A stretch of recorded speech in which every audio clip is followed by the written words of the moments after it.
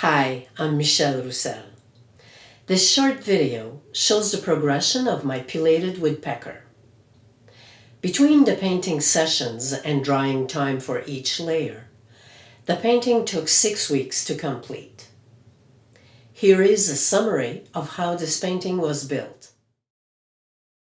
I did a monochrome composition with a thin layer of raw umber to design the shapes and values of light and dark. Enters color. As I mix, I compare the color on my palette knife against the object until I obtain a match.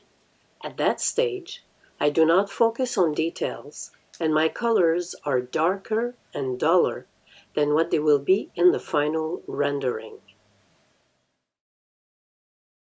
Time to add details, highlights, and dark accents. My focus was on the foliage to create depth. For the final layer, I concentrated on the bird and made adjustments to the tree and the foliage.